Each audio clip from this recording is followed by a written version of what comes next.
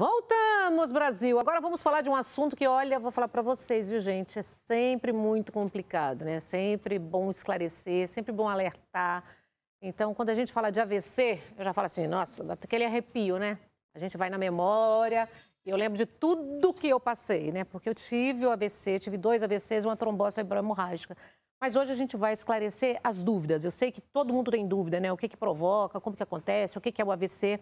O doutor Renato Andrade vai explicar para a gente uma verdadeira aula. Bem-vindo, doutor. Boa tarde, tudo bem? Boa tarde, bem-vindo. Obrigado.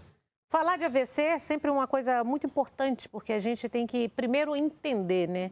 O que acontece, o que é o AVC, por que ele acontece. Basicamente, o AVC é uma alteração de fluxo sanguíneo, seja por isquemia, então um trombo que entope uma artéria, seja por hemorragia. Então, tanto por isquemia quanto por hemorragia, você deixa de fazer com que o cérebro receba sangue e, não recebendo sangue, não recebe oxigênio e morre por falta de oxigênio.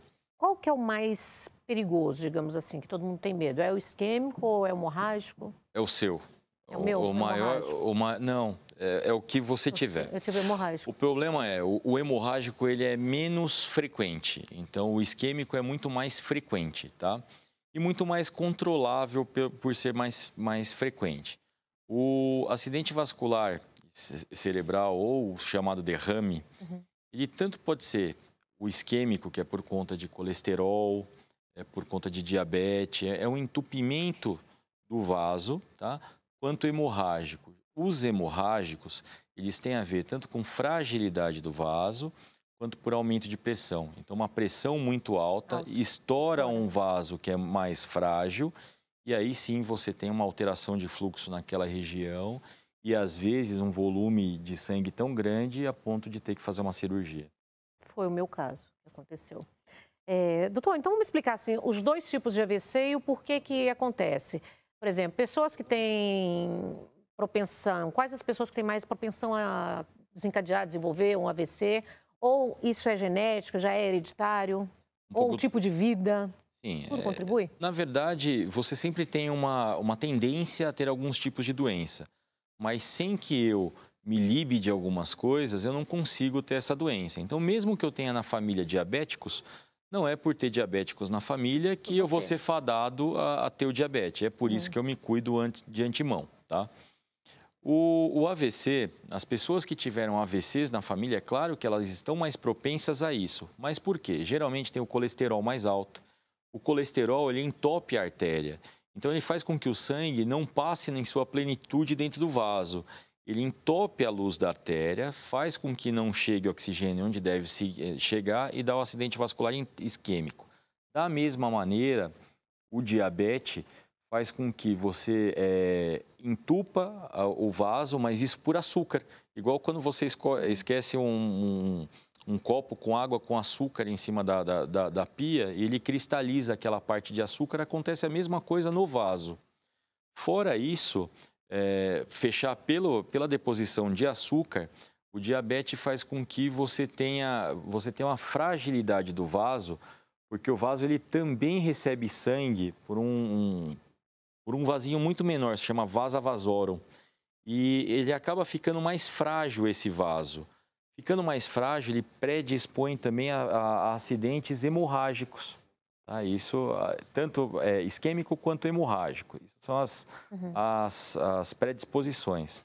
O sedentarismo, então, entra... Colabora muito também, né? Sim, cigarro. Mas cigarro colabora muito com todas as patologias que tem o colágeno dentro deles, porque o vaso, ele é feito de colágeno. Toda vez que você fuma, você faz com que o vaso fique mais frágil.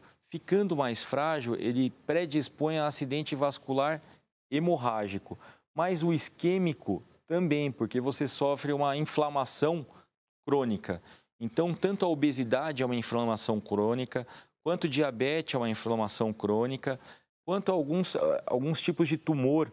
O tumor faz com que você tenha trombose. Esses trombos, o trombo pode entupir o vaso e fazer um acidente vascular isquêmico, certo? Nossa. Então, assim, é uma miríade de coisas que pode Nossa, te tem que dar tomar muito cuidado, né? Sim, é muito cuidado, mas na verdade são de causas básicas. Então, você já normalmente, você vai no neuro para prevenir um AVC, você vai tomar conta da diabetes, vai tomar conta da hipertensão, toma conta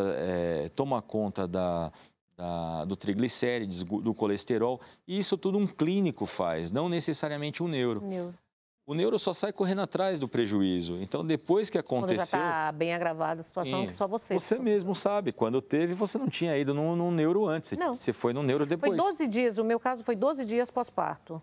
Eu fiz bastante tratamento, 14 tentativas de fertilização in vitro.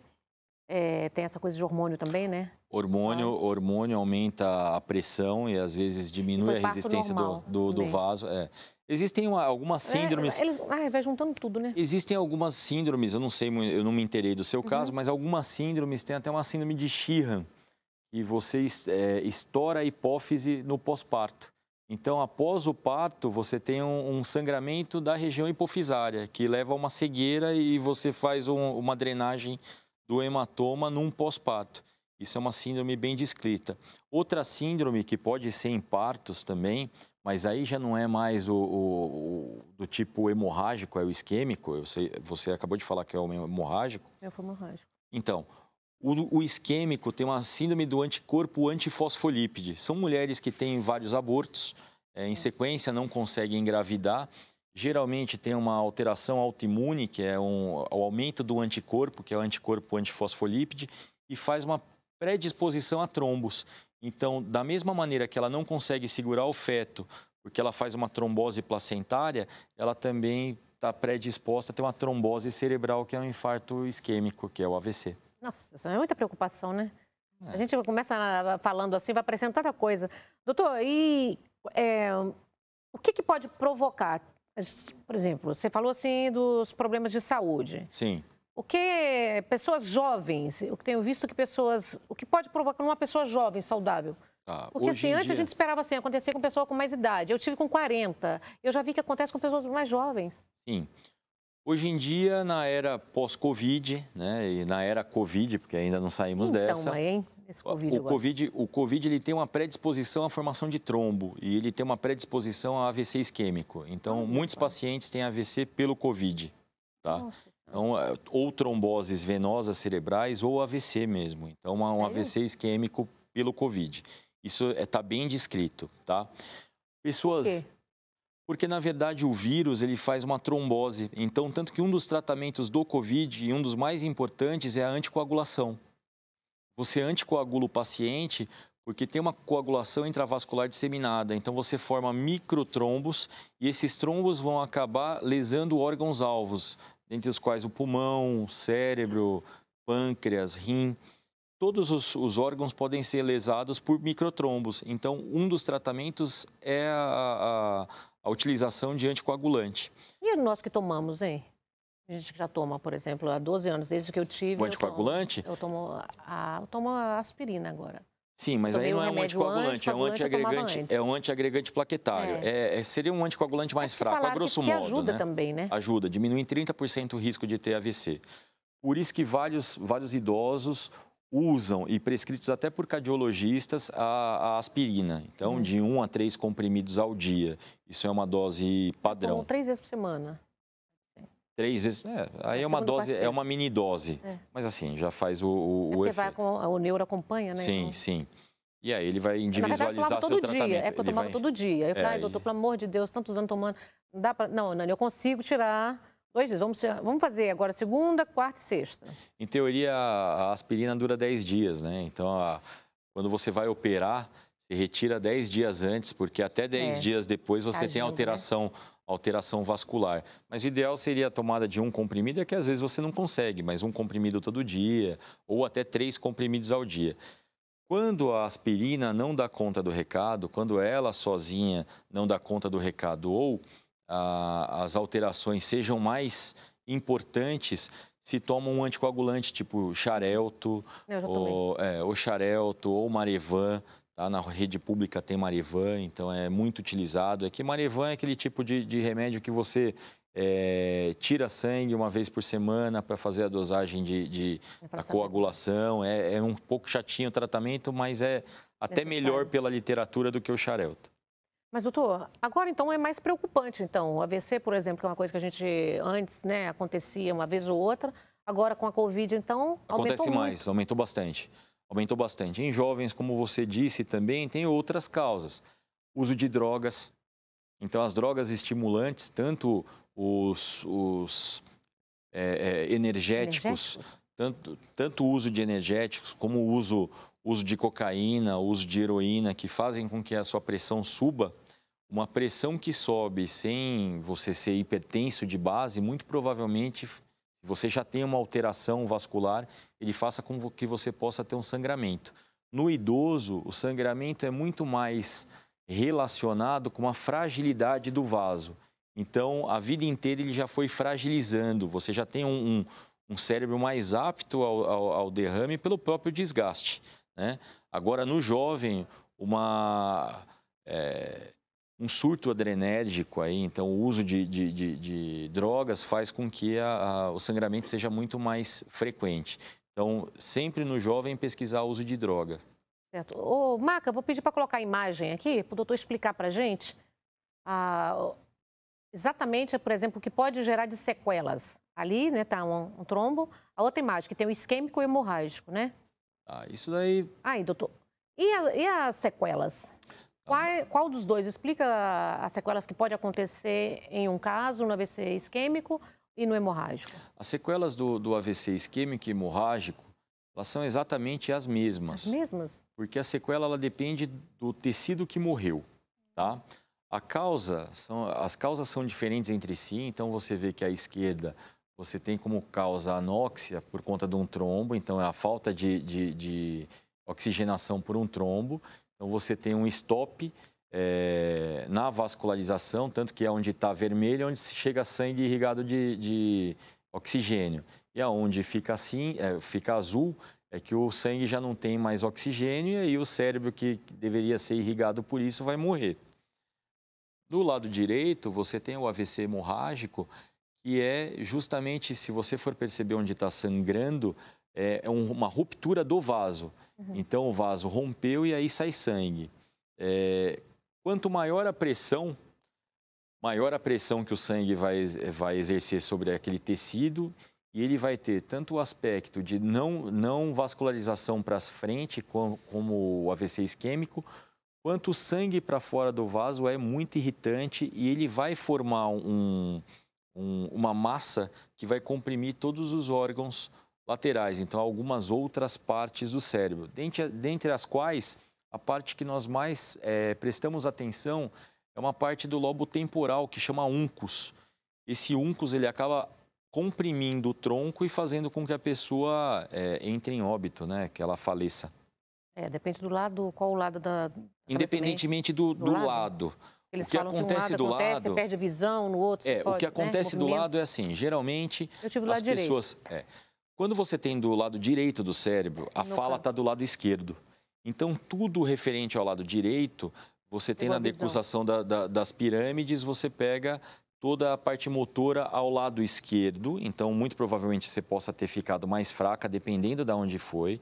Se é com relação à visão, se foi mais para trás, para o lado occipital... 2/3 da visão periférica. Então, mas aí foi occipital, então foi mais posterior. Sendo mais posterior é a visão a mais afetada, se fosse mais no meio, mais a parte motora, mais anterior é a parte cognitiva. Então, às vezes tem mudança de humor, tá? Mudança de cognição, às vezes você não consegue concatenar as ideias muito bem, fica agressivo, isso é muito frequente, independente do lado. E do lado esquerdo temos a fala.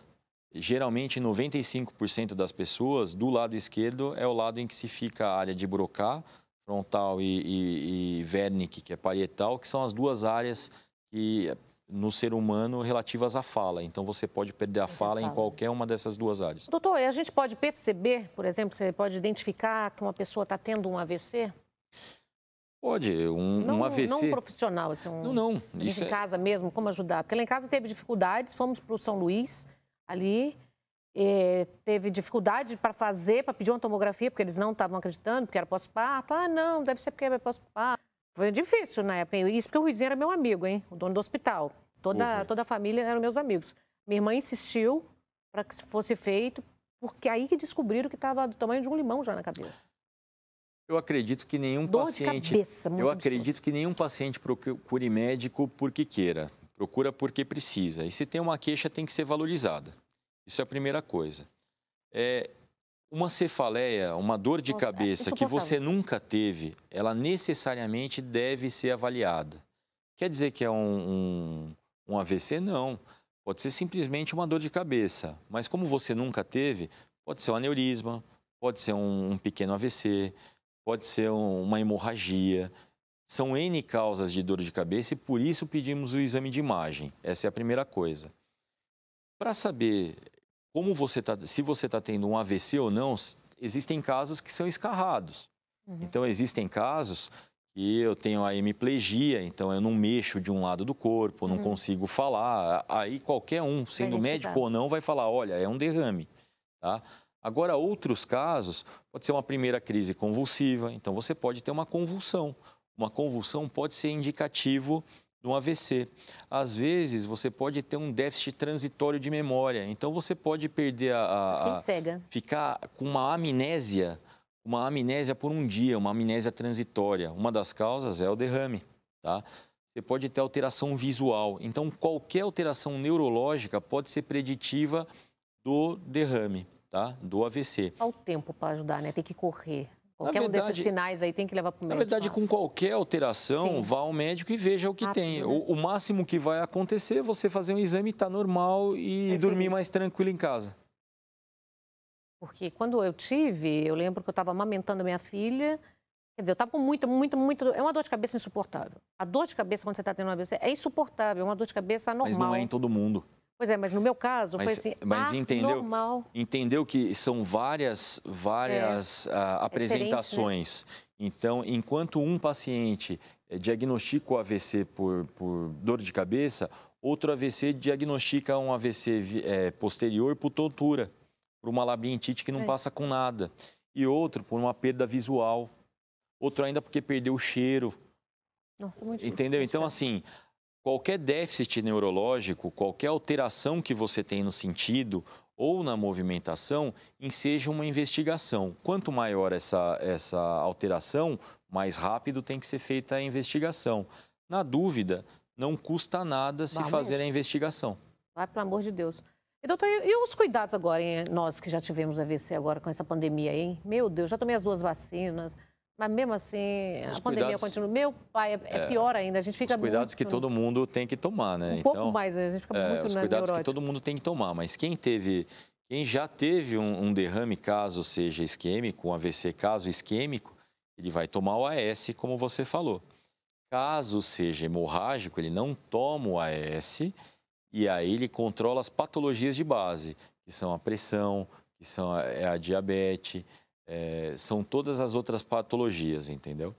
Nossa, complicado. Já passo por tudo isso. E qual é, hoje, o que aflige mais, diante da medicina? Assim, quais os tratamentos hoje? O que tem ajudado muito, nesse caso hoje, dessas cirurgias rápidas? Há pouco tempo atrás, há pouco tempo eu digo 15 anos, né? A minha foi há 12. Então, há pouco tempo atrás... Iniciou-se em AVCs isquêmicos, que é a maior causa, a trombectomia. Então, tanto mecânico, se você sabe onde está o trombo, você pode via catéter tirar esse trombo mecanicamente e fazer com que volte a circulação. Ou, caso não seja possível a retirada mecânica, você dissolver via medicação. Então, você injeta a medicação intra-hospitalarmente e dissolve a medicação. Com isso, melhorou muito o prognóstico daqueles pacientes que têm AVC. Então, eles passam a ter menos déficits, tá? Isso foi uma grande vantagem. Um avanço. Mas isso só é um avanço e só é possível em casos que eu sei quando aconteceu e numa janela de tempo muito pequena. Então, assim que você teve alteração, vá ao hospital, que aí você consegue ser tratado. Se demora 24 horas, 48 horas, é praticamente impossível, tanto da trombectomia quanto da realização da medicação. Isso no AVC isquêmico, tá? No AVC hemorrágico, nós tratamos as consequências. Então, basicamente, o AVC hemorrágico tem uma parte que a gente não falou, mas é considerado até AVC hemorrágico o sangramento por aneurisma.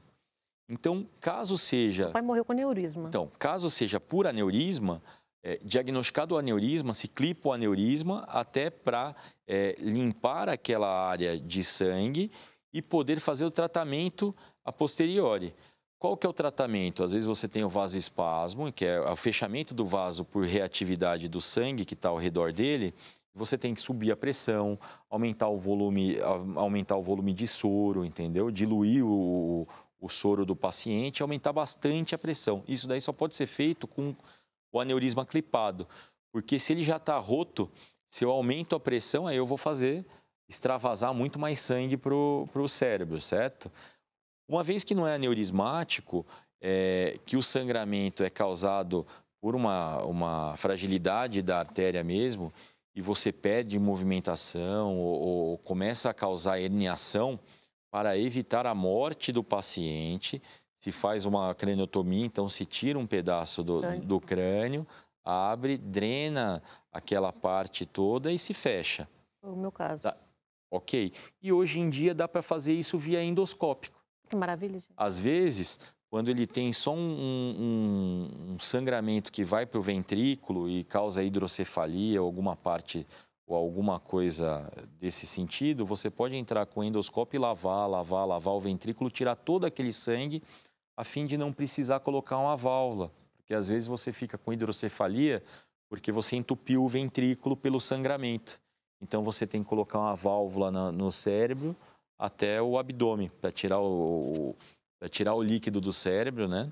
A hipertensão do cérebro, e jogar esse líquido via abdominal.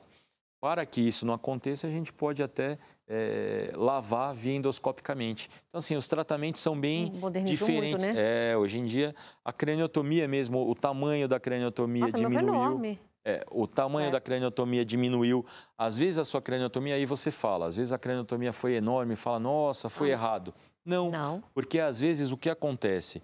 Fazendo craniotomias grandes, você já garante até que está descomprimido, que esse cérebro possa inchar. E ele pode inchar de uma maneira que ele te protege. Como não tem osso, você faz uma craniotomia descompressiva, então ele pode inchar o quanto ele quiser, que você não morre por conta disso. Entendeu? E depois você recoloca o osso novamente. É bem que o doutor Jada e o Robertinho Carneiro foram muito gentis, mantiveram esse pedaço aqui do cabelo na época, rasparam só por baixo, por cirurgia. Ele é muito gente boa, trabalhei com ele já, ele é Os dois? Muito, o é um querido. Jada? Nunca mais ouvi. O muito Robertinho querido. Continua, né? Porque é neuro. Continua. Ô, doutor, e por que algumas pessoas, quando tem um hemorrágico, pode sangrar através do nariz, da boca, né? Isso é mais lenda. Ou não? Vovó falava... Falou isso, mas comigo não aconteceu nada disso. Vovó falava que sangrava o nariz, antes de sangrar o nariz, porque senão sangrava o sangue. Isso se deve à descoberta anatômica de uma artéria que chama artéria angular, que teoricamente ligaria o sistema intracerebral ao extracerebral. Isso não acontece na frequência, mas é o que sua avó vai falar. Ela vai falar que sangrando o nariz, que bom, minha netinha, porque aí não sangra... Você se salvou. Né? Não aconteceu nada disso. Doutor, queria te agradecer muito. Obrigada por ter tantos esclarecimentos. Tá? Parabéns pela profissão tão delicada, tão difícil e tão bonita. Obrigada. Obrigado. Você pode deixar os contatos? Claro, a Clínica Sulavitá, que é a clínica que eu atendo em Santana. Pelo Instagram, Dr. Chaves Renato. Tá? E atendo também no Paraíso, numa clínica que se chama Semente. Todos os cuidados, qualquer lugar, nós encontramos o doutor Renato Andrade. Obrigada, viu? Muito obrigado. Volta mais vezes. Opa, obrigado. Gratidão. Até mais. Nós vamos para o intervalo comercial, é isso? Um minutinho só, viu, gente? Já volta já com a Gisele maravilhosa ali, com uma pauta fantástica também.